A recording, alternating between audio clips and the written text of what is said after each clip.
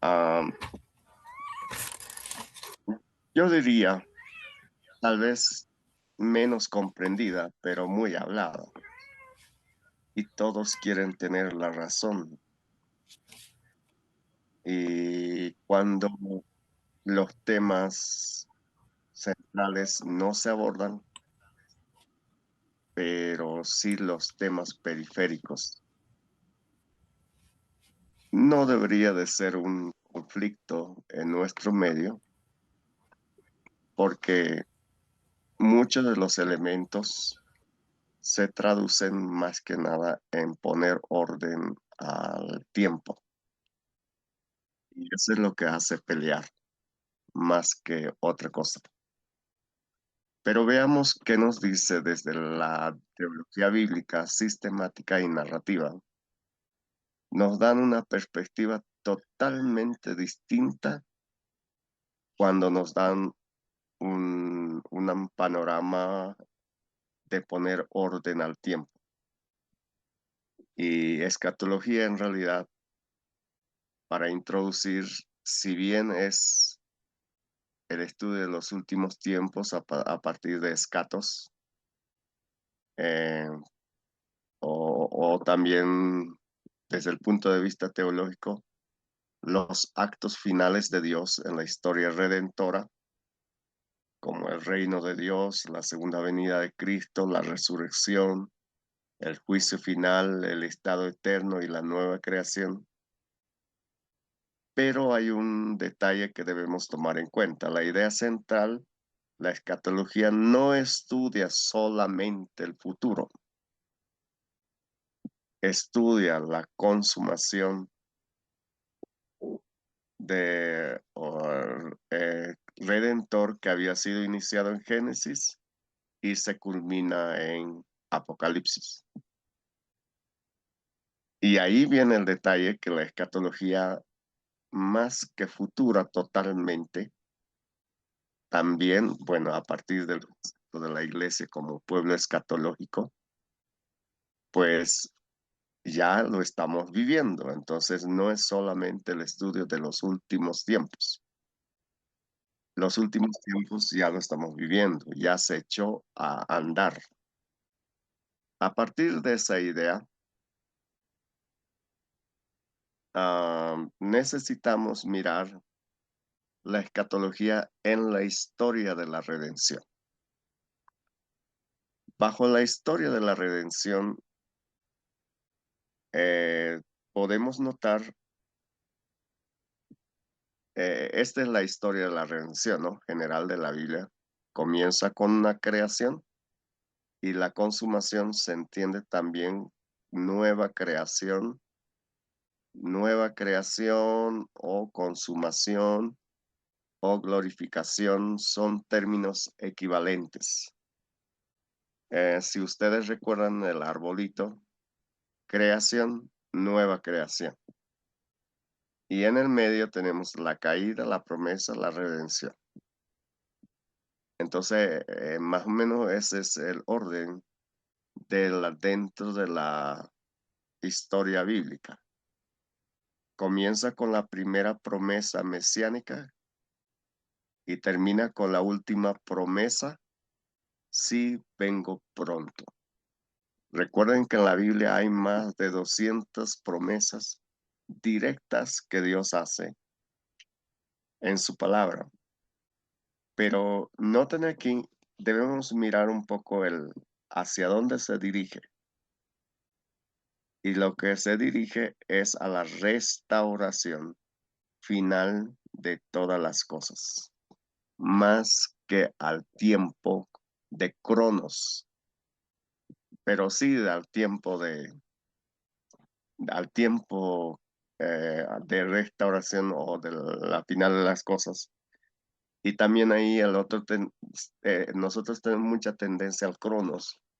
Devi Muchas sakalifica de las cosas hablan más del Kairos, más que del Cronos. Entonces, ahí hay una gran diferencia. Eh, Tener en cuenta el Kairos como el tiempo de Dios, un tiempo que no está definido como al hombre y nosotros queremos entender desde el Cronos. Bueno, veamos desde el punto de vista de la teología bíblica. ¿Cómo se desarrolla progresivamente la esperanza futura en las Escrituras? Un primer elemento que hay que tener y el método que necesitamos mirar es desde un punto de vista de la revelación progresiva. Es decir, poco a poco, comenzando del Antiguo Testamento a través de las profecías, Jesús, la iglesia y la consumación. No nos podemos ir directo a la consumación, tenemos que partir de ahí y mirar. Stratton dice la escatología se desarrolla progresivamente a través de la historia de la salvación. Y en toda la historia de la salvación va a su recorrido. En el Antiguo Testamento, ¿cómo se entiende la escatología? En el Antiguo Testamento hay cuatro términos o cuatro sentidos. Por un lado, el día de Yahvé, el día de Jehová. Ahí podemos notar algunos pasajes que se repiten y es muy normal cuando está hablando del día de Yahvé o el día del Señor o el día de Jehová, se está refiriendo justamente ese día de los últimos, de escatos. Por otro lado, también se entiende como el reino futuro, manifestado en Isaías, Miqueas, y no solamente, esas son algunas muestras. Siempre está hablando del reino futuro. Y esa fue la confusión de los judíos, de entender que ese reino ya iba a ser más terrenal, y evidentemente será, pero no ahora, ¿no? Sin antes del Mesías sufriente.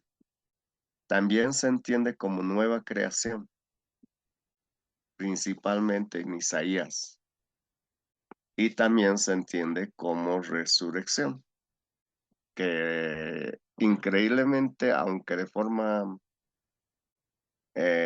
aunque en dos referencias, los demás dan alusiones, pero de forma directa, tanto Daniel y Job son los que describen la resurrección. Lo que me encanta de Job, a pesar de ser un libro sapiencial, él dice, con mis ojos he de ver a Dios. En otras palabras, con mis propios ojos voy a ver a Dios. Yo sé que mi Redentor vive. Son términos tan profundos que él no está pensando en morir, él está pensando en la resurrección. Aunque para ese tiempo era muy vago esta idea, pero tiene la convicción. En Daniel sí es más explícito, pero se habla en el Antiguo Testamento, no es que no. Entonces, estos aspectos nos hacen ver de que la escatología no es solo de un libro como Apocalipsis o como Daniel, y también hay otros relatos escatológicos como en Ezequiel, en Jeremías y así, que son apocalípticos. Bueno, veamos a través de Jesús. ¿Cómo entiende Jesús el escatos, la escatología? En Jesús nos da una clave y una llave. El ya y el todavía no. El ya y el todavía no. Otra manera de entender el ya y el todavía no es que el ya es el presente y por el todavía no es futuro. Am, Aunque ya lo vivimos el futuro, pero ¿qué falta después? Y él no usa futuro, porque el reino de Dios es presente y a la vez es futuro. Pero en este caso, el ya y el todavía no explica mejor esos dos elementos. ¿Qué entendemos por el ya? El reino de Dios ya se echó a andar. El reino de Dios ya fue a través de algunas señales, y esas señales son los milagros, la liberación, el perdón y la presencia del reino, porque Jesús dijo, se ha acercado, el reino de Dios se ha acercado, el reino de los cielos se ha acercado cuando Él comienza su ministerio. Y eso es un punto que para entender de que el reino de Dios, con la venida de Cristo y con la venida del Espíritu Santo, ambos, el reino de Dios se ha echado a andar. Más o menos divide el tiempo lo que esto fue, el pasado, y ahora el reino se pone en tiempo presente, y desde la venida del Pentecostés ya vivimos el escatos. No hay que entender que el escatos va a ser después. Ya lo estamos viviendo hoy en día, el futuro se ha echado a andar.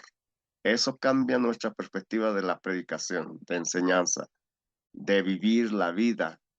Nosotros ya lo estamos viviendo los últimos tiempos, pero en el sentido del ya. Eso no es descabellado. Pero decir de que ya estamos viviendo los tiempos de la escasez y de todo lo más referido al todavía no, eso no, el cual tiene que ver con la segunda venida de Cristo, tiene que ver con la resurrección, tiene que ver con el juicio final, eso todavía no. Lo que se echó a andar es esta, y esa es la perspectiva de Jesús. Y esta perspectiva nos viene muy bien para entender algunos aspectos que vamos a mirar más luego. Aquí tenemos desde el punto de vista paulino, eh, con respecto a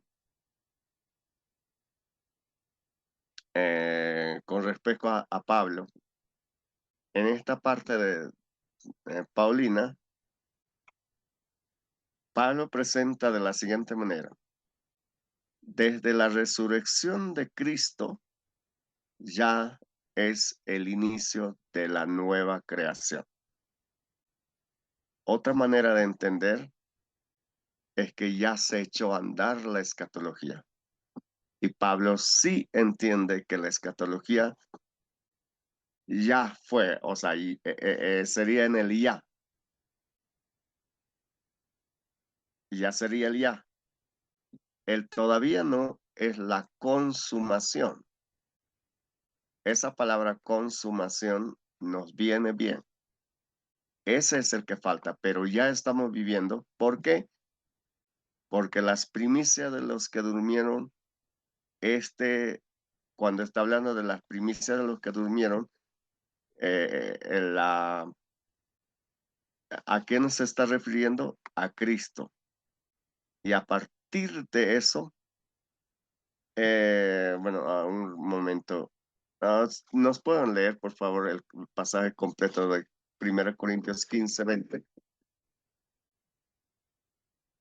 Porque Pablo ahí sí menciona la base de que por qué los creyentes van a resucitar, es porque Cristo resucitó. Y Cristo eh, es lo que quiero ver si se refiere a Cristo o se refiere porque también el capítulo 15 hace énfasis a la resurrección de los creyentes, los muertos en Cristo. ¿Alguien lo tiene? Más, Ok, más ahora, más. más. Sí, Fíjate sí, ya. adelántalo.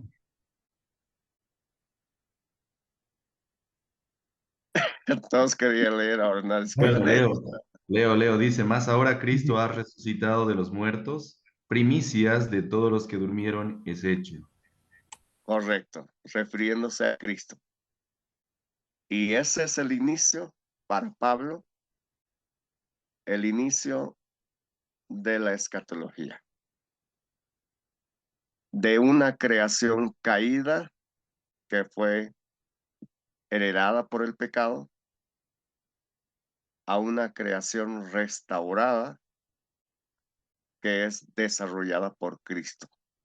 Y esa figura siempre lo tiene, por eso es primer Adán, segundo Adán, donde por Adán el pecado entra y por Cristo la resurrección. Por lo tanto, según la perspectiva de Pablo, la escatología afecta la salvación, la iglesia y el cosmos. Esta perspectiva a mí me ha ayudado a entender el libro de Gordon Fee. Si pueden leerla y justamente lo van a, ya lo han leído, ¿no? Porque el lunes tienen que entregar su reseña. Sí, profe. Y van a encontrar que Pablo presenta muy bien este punto escatológico y justamente lo van a ver con el doctor Denis Seller.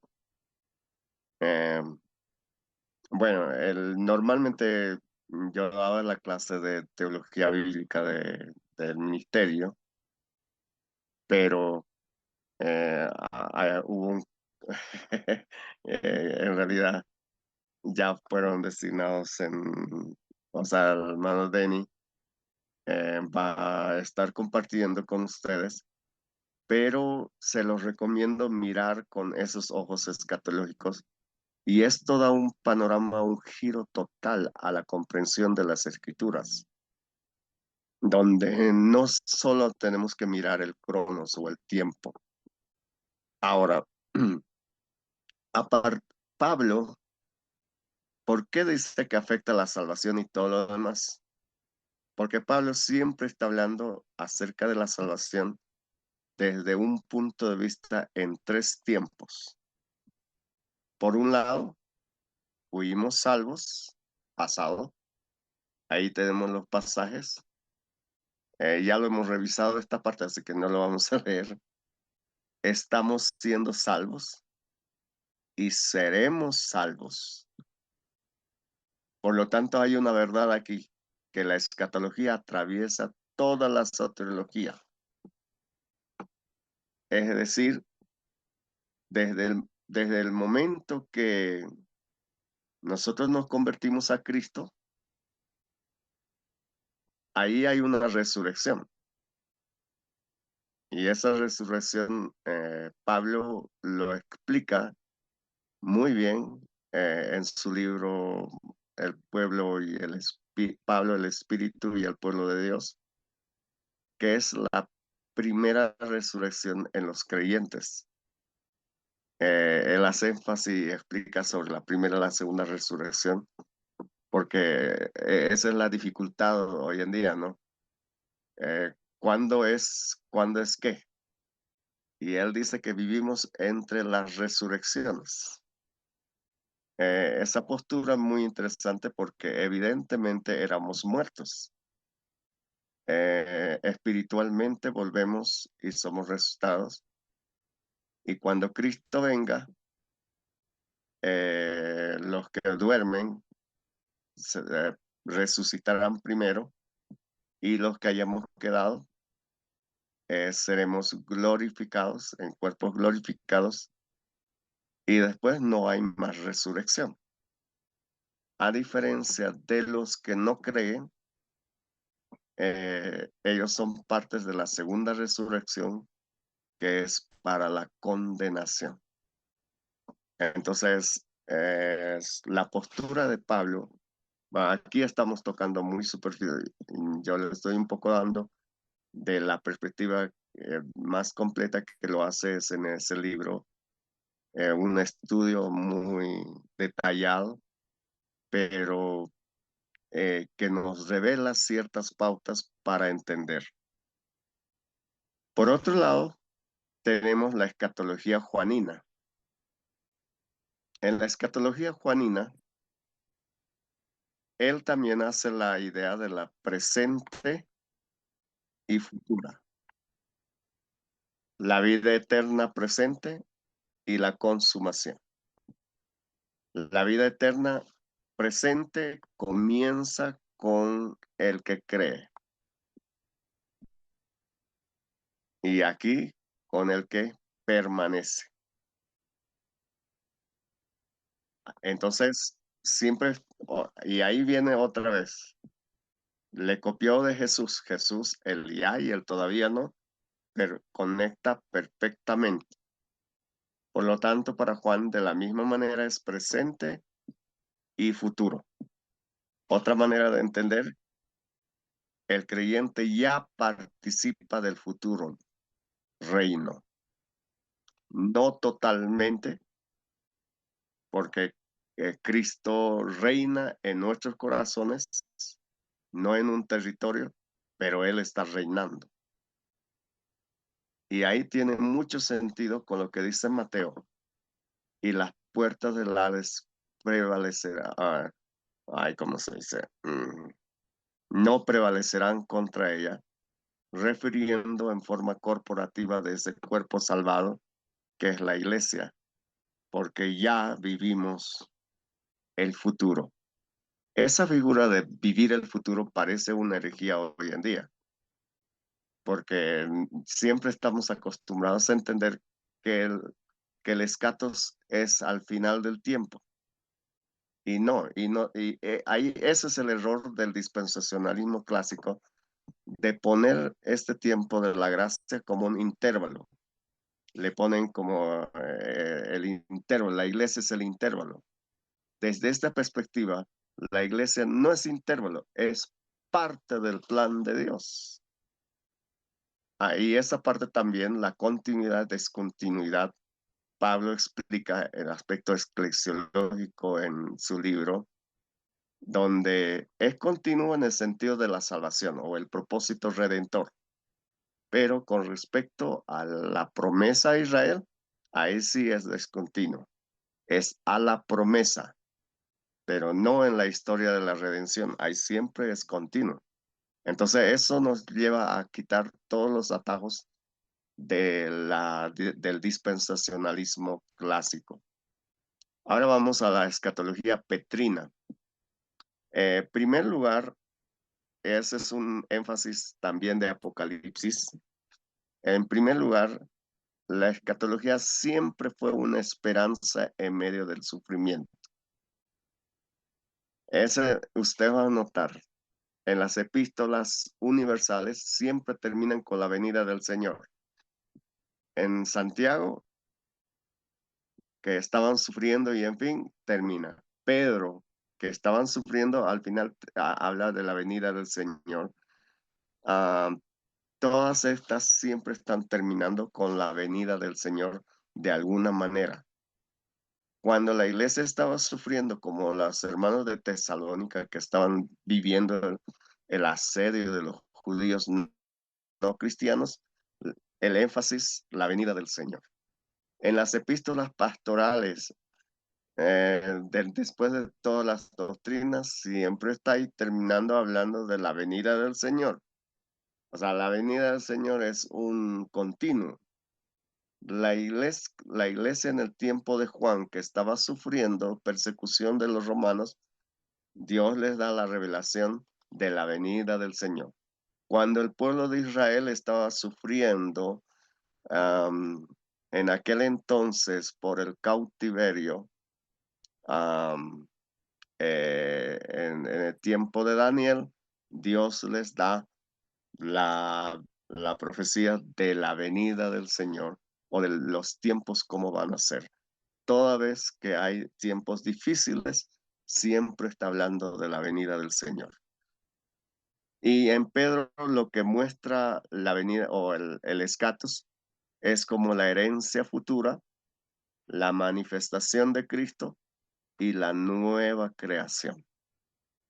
Y desde entrada empieza a hablar Pedro sobre eso, del 1:4 ya de entrada, y va desarrollando a partir de todas sus epístolas. Hebreos. Hebreos normalmente no le tomamos en cuenta como algo escatológico. Ahí quiero que noten, no solo Juan es escatológico, Pablo, ahora vemos Pedro, Juan, Hebreos, no sabemos quién es el autor de Hebreos, pero el autor de Hebreos habla sobre la ciudad futura, la ciudad celestial, la parte final, siempre todos en dirección. Está hablando de Abraham, de Israel, de la iglesia, pero el fin es la ciudad celestial. La iglesia no es el fin. Ahí nos hace entender. El fin es la ciudad celestial. La iglesia no existe para sí misma. La iglesia es un medio para llevarnos a la ciudad celestial. Por lo tanto, la iglesia vive orientado hacia la consumación. Si una iglesia no vive orientado a la consumación, a la restauración final, ahí no sé si será iglesia, pero puede ser juntucha. Vamos a la escatología de Lucas. Lucas tiene eso, sí. En Lucas Hechos vemos el aspecto del reino, el espíritu y la misión. El espíritu como parte de la escatología. Eso es basado en Hechos. Porque miren aquí hay otro detalle más en Lucas y Hechos. Los discípulos antes de que ascendiera a los cielos, le preguntan, ¿restaurarás el reino? Su primera pregunta antes que se vaya. Y Jesús le dice, recibiréis poder y me seréis testigos en Jerusalén, y termina con este mandato. Otra manera de decir, a ustedes les corresponde, en vez de estar preguntando eso, vayan y testifiquen. Y así entenderán la misión, o sea, la consumación. Y en Mateo de la misma manera, y tiene concordancia con Mateo. Pero noten cómo va en esa figura. Y, y ese es algo que me llama la atención. De acuerdo a Lucas, Strontan le da un poco de matiz. Y esta es la clave de la escatología de entender en Lucas, que impulsa la misión. Quiero que me lean, bueno, pueden leer las dos partes, pero no importa si uno de ellas. Por favor, esta sí quiero que me lean y quiero que me entiendan. Adelante con la lectura. Cualquiera de los dos, no hay problema.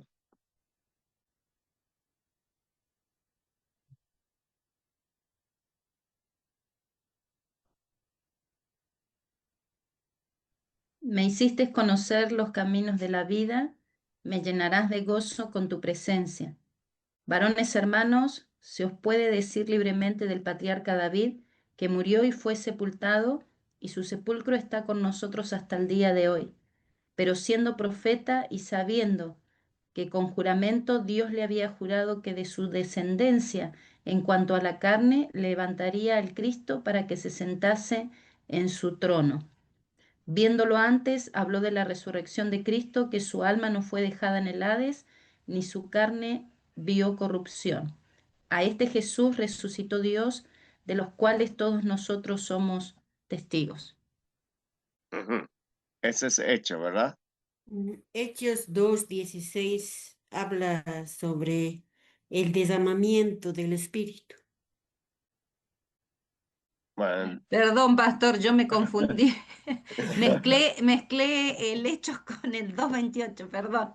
ok, adelante con... Hechos 2:16 dice, más esto os he dicho por el profeta Joel, que en los postreros días, dice Dios, derramaré de mi espíritu sobre toda carne, y vuestros hijos y vuestras hijas profetizarán, y vuestros jóvenes verán visiones, y vuestros ancianos soñarán sueños.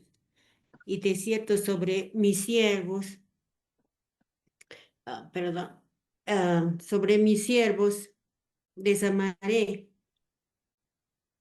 sobre mis siervos y sobre mis siervas en aquellos días desamaré de mi espíritu y profetizará. Y daré prodigios arriba en el cielo y señales abajo en la tierra, sangre y fuego y vapor Ahí de humo. hazle un alto. Según Pedro, él toma la profecía de Joel, y la profecía de Joel en el escatos es el derramamiento del Espíritu. Y el derramamiento del Espíritu es una señal escatológica. Es decir, el ya, ahí por eso creemos que ya estamos viviendo el escato, porque en los escatos o en los posteriores tiempos, dice Dios, derramaré de mi espíritu. El todavía no comienza donde va a leer. Adelante, Celia, continúa la lectura. El sol se convertirá en tinieblas y la luna en sangre antes que venga el día del Señor grande y manifiesto. Y todo aquel que invocar el nombre del Señor será salvo. Ok, gracias. ¿Cuándo ocurrirá eso? Cuando el sol se oscurecerá, la luna y todo lo demás. En la tribu, en la tribulación. Ese es el todavía no. Pero aún en ese tiempo de la tribulación va a haber un derramamiento del Señor. Y eso contradice con la teología reformada que ellos piensan y algunas posturas, y ellos piensan que el espíritu, cuando la iglesia va a ser arrebatada, se va el espíritu también. No, el espíritu estará vigente y seguirá actuando, y aquí habrá señales en el cielo y en la tierra, y ellos creerán y amarán a Dios, y la promesa que fue dada a Israel será cumplida. Lo que creo que ayer les estaba describiendo, de alguna manera Israel amará a Dios y será restaurada, porque ellos tendrán al ángel y al librito, a los dos testigos y a los 144,000 sellados, que refiere, porque ellos serán llenados del Espíritu y ellos predicarán, ellos amarán a Dios. En otras palabras, esos 144,000 sellados representa a Israel. Entonces, por lo tanto, esta es la base y la clave. No solamente eso fue entendida por Gordon Fee, noten también por Roger Strontan, y por lo tanto, la escatología ya se echó a andar. Estamos viviendo el futuro.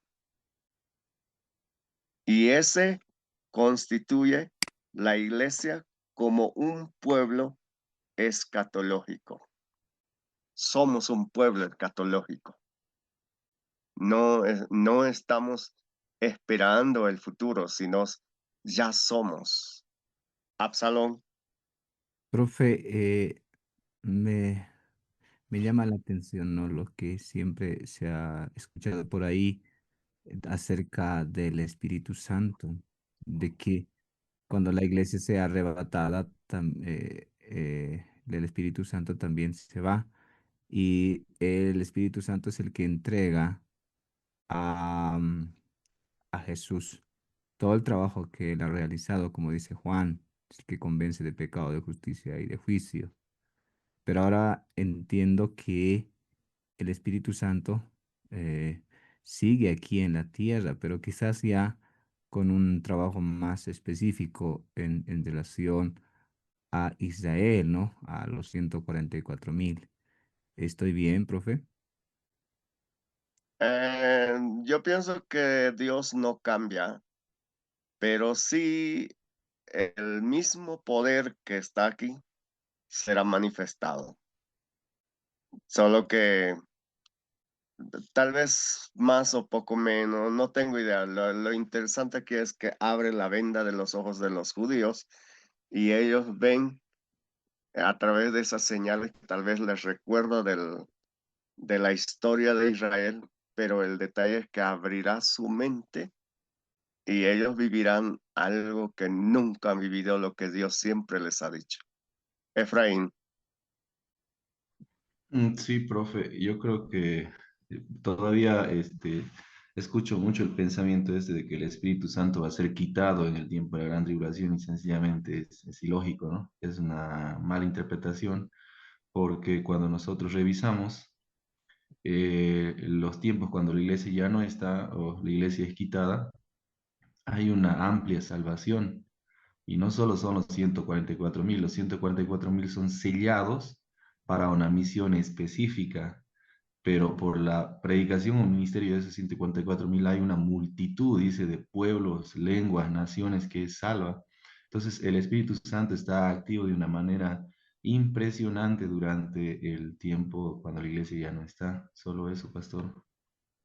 Y ahí creo que puede aplicarse lo que Pablo también dijo, cuando abunda el pecado, abunda la gracia.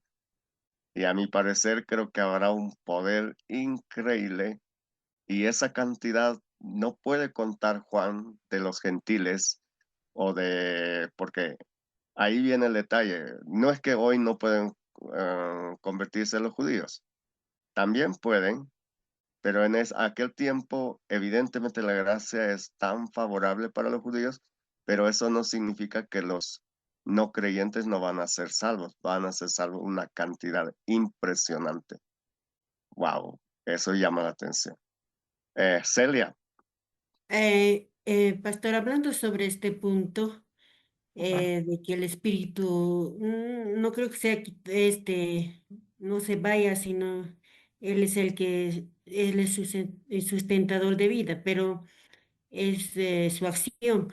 Lo que sí quería decir es que muchos se respaldan ese punto debido a este versículo. No sé si usted puede explicarme en Segunda Tesalonicenses 2:7, que dice, porque ya está en acción el ministerio de la iniquidad, solo que hay quien al presente lo detiene hasta que él a su vez sea quitado de en medio. ¿Ese versículo puede explicarme, pastor? Sí, pero cuando está hablando de alguien quien lo detiene no es el Espíritu Santo, es la iglesia. La Sí. iglesia fiel en todo caso, porque la iglesia infiel queda, la iglesia fiel esa. Y eso tiene conexión con Mateo cuando Jesús dijo que la puerta del Hades no prevalecerá contra ella. Y Profe, usted va a notar que la iglesia hoy en día es la que está deteniendo ese que está en acción, el anticristo. El anticristo evidentemente ya está en acción y Juan lo dijo de la misma manera, solamente eh, la iglesia es la que no, o sea, porque la iglesia es la misma presencia de Dios aquí en la tierra y desde el punto de vista escatos nos da más luz en ese sentido, ¿no? ¿Sí, alguien? ujú. Ok. Profe, Sí, eh, ¿qué profe, fue, Efraín? perdón, profe, no levanté la mano. Ese pasaje es el que hizo confundir a muchos, la mala interpretación. Hay un autor que dice lo que dice usted, ¿no? Hay tres posibles interpretaciones, pero la certera es de que, como decía, es quitado el poder que les ha asignado a la iglesia, porque tiene conexión con lo que dice, ¿no? Y las puertas del Hade no prevalecerán en contra de la iglesia. Entonces, el poder que opera en la iglesia y por medio de la iglesia es quitado, pero no de ninguna manera el Espíritu Santo, porque no se puede quitar la presencia de un Dios omnipresente. Es imposible. Entonces, tiene mucha relación con lo que usted dice. Gracias por la aclaración. Y eso sí, pero si ustedes leen un poco más y con mayor detalle, de ninguna manera está refiriendo al Espíritu Santo, o sea, como presencia, ¿no? Bueno, ahora vamos a la escatología de Apocalipsis. En Apocalipsis, en realidad, nosotros le damos más énfasis a la tribulación, o la mayoría de los pastores. La tribulación no es el centro, es quien gobierna la historia. Y en Apocalipsis nos revela a Cristo como el punto central. Ayer creo que Grover les hablaba del quiasmo, y entender desde ese punto de vista, Cristo es el centro, Cristo es el punto crucial y no los otros elementos. Si bien el contenido de Apocalipsis desde el capítulo 6 sería hasta el capítulo 18, habla de la gran tribulación. Aún en la gran tribulación, Cristo está ahí. Y ahora algo que me llama la atención, aún en todo este periodo, hay una gran cantidad de salvados, de convertidos, tanto de judíos y no judíos. Será no sé cuánto, pero es una cantidad enorme que en su propia cancha de Satanás, Dios salvará. ¿Qué les parece? ¿Lo habían visto de esta forma? Y a veces nosotros notamos la parte periférica. La respuesta a esta pregunta es el Cordero. Y el Cordero justamente es presentado en el capítulo 5, y el Cordero los vencerá. La verdad aquí es que Cristo reina sobre la historia. Ahora, hablando de ese quiasmo, se las voy a mostrar ese entendimiento de, a ver, déjenme un momento. Um, eh, ay, se me salió. Y esa comprensión es muy interesante. Lo habían visto como quiasmo.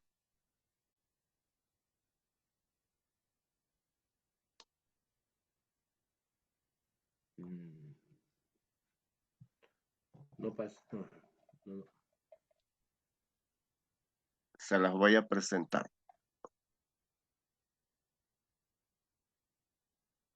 No sé, por alguna razón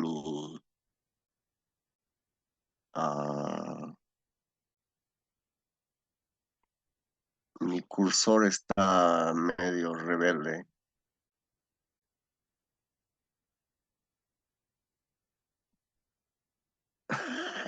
Me lleva donde no quiero. Ay, Bautista debe ser. ¿qué?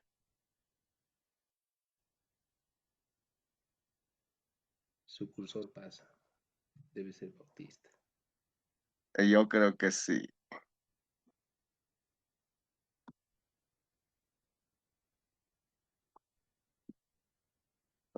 Pero no nos va a vencer.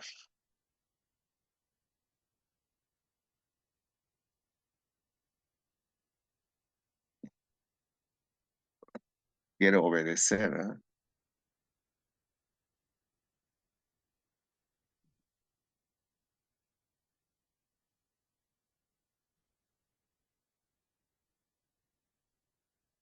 Pero vamos a...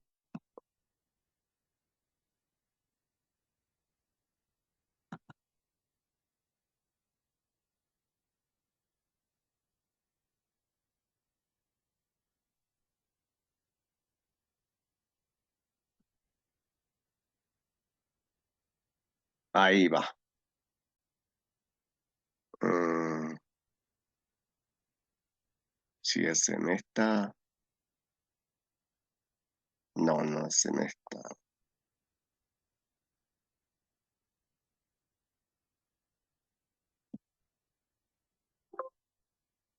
No, abrí el equivocado.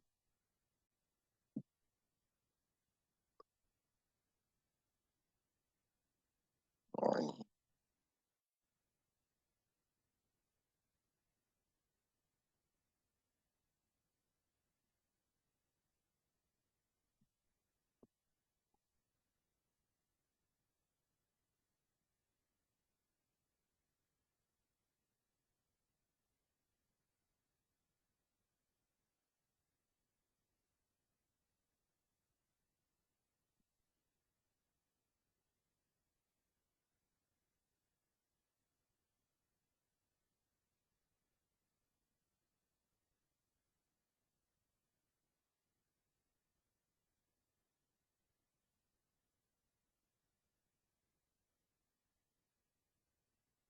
ahí va.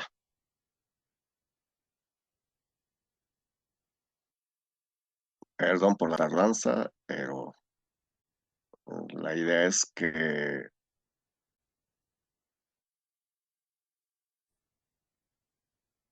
ustedes también la pueden trabajar, pero lo que quiero es la comprensión. Ahí está la estructura quiásmica de todo Apocalipsis. Y quiero que noten mm, ay, quiero mi lapicito. Mira, el prólogo, la presentación con el epílogo, con la advertencia y bendición. El centro, el quiasmo, es la historia de la encarnación, la historia de la redención. En realidad lo cuenta todo, desde la mujer, el dragón y el niño, todo eso es comenzando desde Génesis y su culminación, y el centro es Cristo el dragón. Ahora quiero que en Génesis, ¿a quién se presenta? En Génesis 3:15, La serpiente. la serpiente y la mujer. Y de la Ujú. mujer obviamente viene Cristo, y esa historia de la mujer aquí se muestra claramente en el capítulo 12 de Apocalipsis. El clímax, el centro es este. Ese es el tema central. Es el poder de Satanás y el poder de Cristo, y a partir de ahí se desarrolla todo lo demás.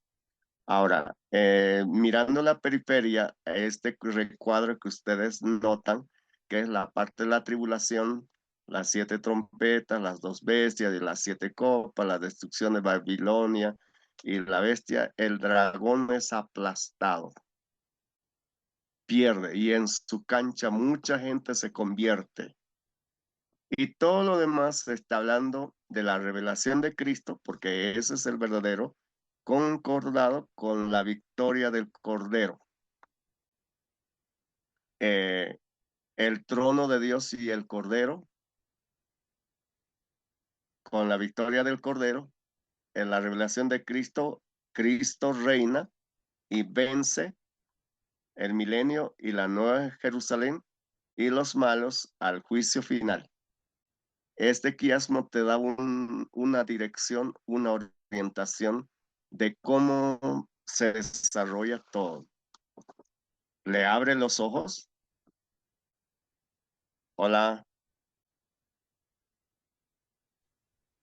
Bueno, este es el quiasmo. Sí, esa Una parte comprensión, o sea, Apocalipsis no hay que mirar de forma lineal, de forma espiral. Y esa es una forma de ver de forma espiral, no de forma lineal. Entonces, muchas veces hemos mirado de forma lineal, o por lo menos así, y el dispensacionalismo clásico nos lleva a eso, ¿no? O sea, a mirar de forma lineal. Ahora miren ahí, el cordero es el centro escatológico. El cordero, porque el cordero no solo está al inicio en la presentación, el cordero lo vencerá. El cordero en el capítulo 5 muestra como el Cristo exaltado. El cordero en capítulo 19 como el Cristo vencedor. Y en el capítulo 21, Cristo como el Cristo el que está presente con su pueblo. Toda la escatología bíblica es cristológica. Si no se entiende desde el punto de vista cristológica, perdemos el sentido. Si nos enfocamos más en la tribulación, perdemos el sentido. Ese no es relevante para nosotros. Es Cristo el punto central de la escatología. Bueno, ahora vamos a la teología sistemática, que enseña toda la Biblia acerca de los últimos tiempos. Normalmente en una escatología van estos temas: reino de Dios, segunda venida, resurrección, juicio final, estado intermedio, gloria eterna, nueva creación. Y ahí otra vez les digo, esto se puede revisar y se puede mejorar. Ningún sistema está sellado de que esto no se toca. Todo es revisable y se puede. Y ya les animé a hacerlo en cualquiera de los sistemas que fuera. Ahora, otro detalle que hay que entender dentro de los sistemas es que en el sistema escatológico hay de forma individual y hay de forma cósmica. De forma individual es lo que sucede a cada persona: la muerte, el estado intermedio y la resurrección. Cuando hablamos de la muerte, ¿qué sucede con los muertos de hoy en día?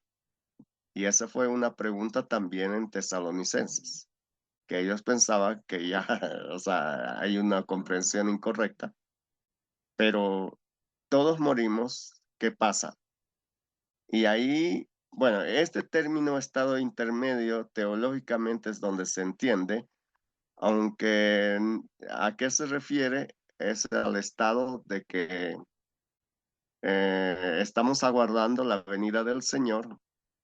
¿Dónde queda eso? No lo sabemos, solo algunas pautas: la presencia de Dios, am, eh, están dormidos, el paraíso, eh, pero hay un lugar, que son esos los lugares que nos muestran, que aguardan la venida del Señor y que estos cuerpos resucitarán. Y con eso se confirma la resurrección del capítulo 15 y también de Juan cuando está hablando. Entonces, a esto sucede de forma individual, pero muy poco se habla de esto, más se habla de este. Este sí es la escatología cósmica que todos lo verán, porque esto no se ve, porque este es individual, que es la segunda venida de Cristo como eje central, el juicio final y la nueva creación. Entonces, ambos son parte de la escatología. No son excluyentes, pero nos da la pauta. Y en ese sentido, Stanley Horton en su libro Nuestro Destino, es muy apropiado usar ese libro de texto para escatología. Lo pueden descargar, ahí está en el señor Google. Así que Nuestro Destino. Y él trata de mostrar de una forma más panorámica en este sentido. Bueno, Profe, una preguntita. Ahí es donde, en la segunda avenida es donde tenemos más con los reformados, ¿no? Porque para ellos es un solo evento. exacto, hay buen detalle, Verónica. En la divergencia que tenemos con la teología reformada, en el juicio no, en la nueva creación no. Aquí es el punto. Aquí tampoco, en la muerte, el estado intermedio, la resurrección, coincidimos. El punto divergente es en que si va a haber rapto, bueno, nosotros más usamos como parusia al momento del rapto y la venida de Cristo como revelación. Ahí sí, lamentablemente no hay un pasaje explícito, pero la Biblia de forma implícita no muestra ambos. Hay más razones de que son diferentes eventos y que no es la misma. Hay menos pasajes para entender que son juntos. Entonces, ahí es la divergencia y el punto de batalla, el cual es esta nuestra escatología pentecostal, primero cristocéntrica desde el punto de vista bíblico, neumatológica, misional, experiencial y esperanzadora. Stanley Horton dice: la esperanza futura impulsa la evangelización del presente. Y eso no es la idea del pentecostalismo, de Jesús. Jesús mismo, cuando le pregunta de los últimos tiempos, vayan a predicar, vayan, está siempre impulsando a eso, y eso, de ahí surge esta concepción. Carmen, adelante. Al decir de dos eventos diferentes de lo que es el arrebatamiento o rap con la segunda venida, y como es bien controversial este tema, es decir que de acuerdo a tu postura es que son dos fases, dos eventos diferentes. Ahí hay varias, ¿cómo se diría? Varias connotaciones. Algunos sugieren no hablar de dos momentos, sino de un solo momento con dos, como con dos formas, pero cada uno tiene su propio tropiezo. ¿Por qué? Porque al final llegamos a lo mismo. Lo que sí se puede señalar es que la parusia y revelación son totalmente distintos, que no son iguales, porque al estudiar los versículos que hablan sobre ellas, hay más divergencia que al ser un solo evento. Entonces, creo que ahí es nuestro punto más a favor que tratar de definir en qué momento o ese evento en qué, porque ustedes se van a notar con respecto a la parusia, no hay ni señal, ni una señal. Para la venida del Señor en revelación sí hay señales. Porque el otro es como ladrón en la noche, como es en un momento menos esperado, y a través de las pautas es a los fieles creyentes. Y este no no viene a condenar, él viene a reunirnos. El Tesalonicense habla de reunirnos. Entonces, en ese sentido, es totalmente distinto a la otra. Entonces, en ese sentido, es que miramos que no son lo mismo. Ahí sí, ahí nos agarramos fuertemente y la Biblia nos respalda para esa posición. Efraín. Pastor, la serie Fe y Acción dice los dos aspectos de la segunda venida de Cristo. Ahí está lo que es la traslación de la iglesia y lo que es la manifestación, ¿no?, del Señor Jesucristo de manera visible. Entonces, otro autor dice que la traslación de la iglesia o el arrebatamiento que nosotros decimos, y esto me gusta, tiene relación con la iglesia, y la manifestación visible tiene relación con Israel y ya nada que ver con la iglesia. Y yo creo que, como dice usted, tenemos suficientes argumentos, porque ese es el problema de hoy en día. Nuestros creyentes tienen mucha teología de esto, de que no hay la traslación. Entonces, también ahí está la doctrina de la inminencia, ¿no? La venida de Cristo en cualquier momento. Y el gran problema de las asambleas de Dios, hablando de Bolivia, es que siempre ha metido las señales, y ha metido Mateo 24, lo ha relacionado con la traslación de la iglesia. Y como decía usted, no existen señales para eso. Y sí señales para la segunda o para la manifestación visible, ¿no?, del Señor Jesucristo. Solo eso, pastor. Correcto. Y ese es el punto central. Y la Biblia nos respalda Porque hay, no recuerdo ahorita, pero es más de 10 pasajes o 10 razones que son diferentes. Para unir son muy pocas, porque contradice a la doctrina bíblica, porque solo este es para los fieles. Y además, las interpretaciones que le han tratado de dar no son muy descabelladas. Bueno, en la doctrina de Cardinal sí está Cristo viene otra vez. Cristo salva, santifica, bautiza, sana, y este es la segunda venida. Por lo tanto, la segunda venida culmina toda obra redentora.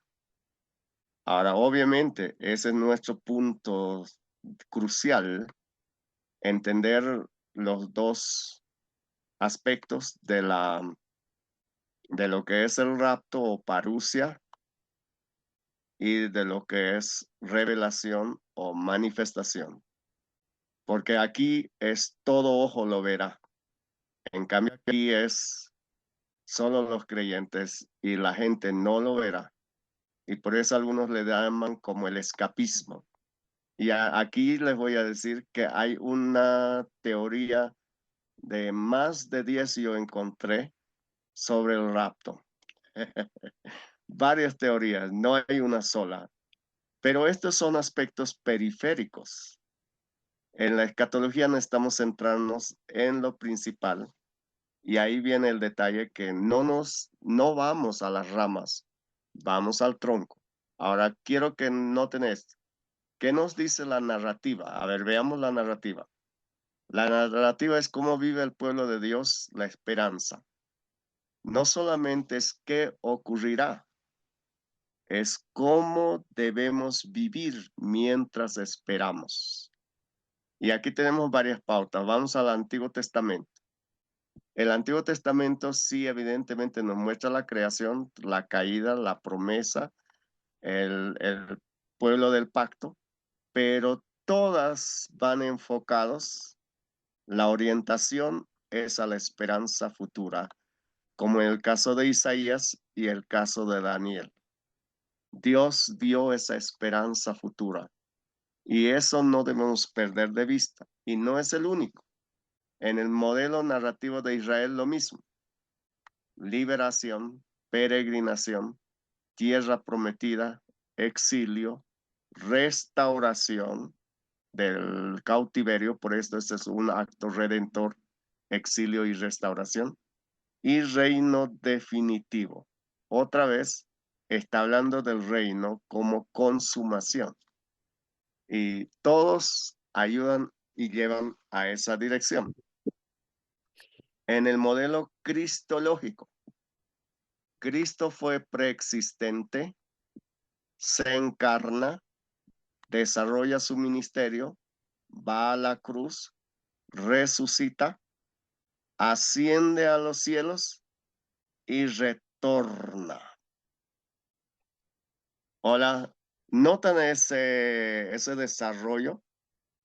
Aquí ya no usamos el esquema quinario, por si acaso, pero sí usamos el orden sistemático que va y todos apuntan a esto y el retorno glorioso de Cristo, que esa es la culminación de toda la historia de este mundo.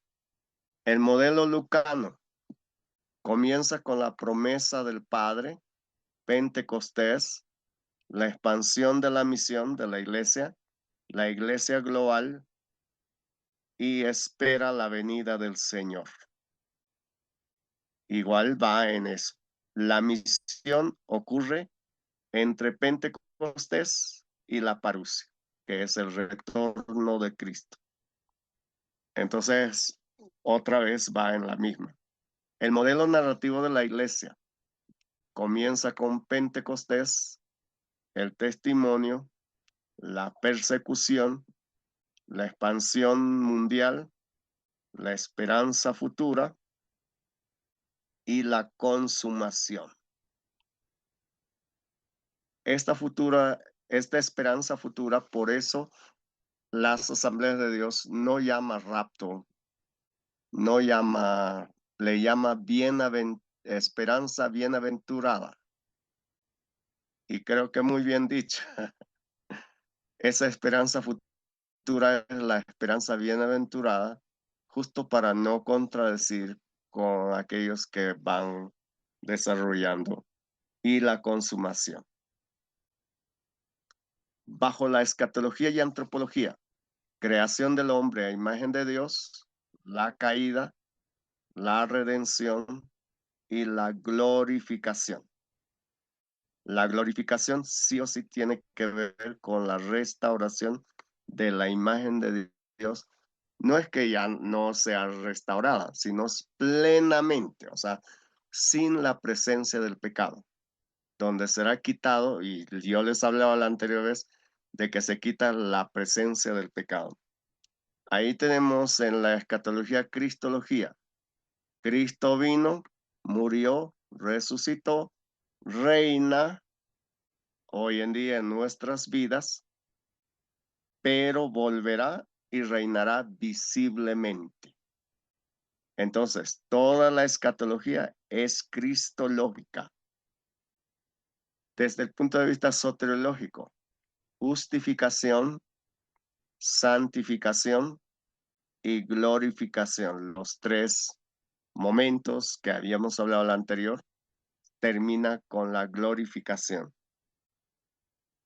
Con respecto al Espíritu Santo, como anticipo del futuro, es garantía o sello, primer pago, anticipo. Otra manera de decir, el Espíritu es la presencia futura de Dios experimentada ahora. Porque la presencia de Dios nunca se desaparecerá. Es que con la idea del cesacionismo, a mi parecer, creo que ahí hubo la confusión de que hay todas las cosas y en fin, pero el Espíritu siempre estará. Aun cuando terminen los tiempos, la misma presencia de Dios estará con nosotros. La iglesia como comunidad escatológica, ya hemos abordado es decir, hoy estamos viviendo, ese reino se ha anticipado, estamos saboreando del reino de forma periférica, pero cuando Cristo venga plenamente, esa comunión con Dios, hoy lo saboreamos. Pero ¿se imaginan cuando Dios estará con nosotros en la Nueva Jerusalén? Increíble, la restauración y la nueva creación. Por tanto la integración de la teología bíblica sistemática y narrativa nos dan una pauta y podemos mirar que el Espíritu derramado en Pentecostés es la evidencia de los últimos días que ya comenzaron. Y la misión de la iglesia es hasta la consumación final cuando Cristo vuelva. Porque recuerden que en la tribulación se seguirá proclamando. El único detalle que no hay que entender, y ese es un error decir, yo he escuchado a algunos, que en la tribulación pueden tener un desquite. Y yo digo, si ahora no pueden creer, ¿y cómo creen que van a vivir hasta la tribulación? ¿Tienen comprada la vida? O sea, hablar de desquite, no. A mi parecer, esa gracia es para aquellos que en realidad vivan en ese tiempo que será tan suficiente para alcanzar a esa generación. Esta generación, bueno, no sabemos si mañana viene el Señor o cuándo viene, pero no podemos asegurar porque tú no eres el dueño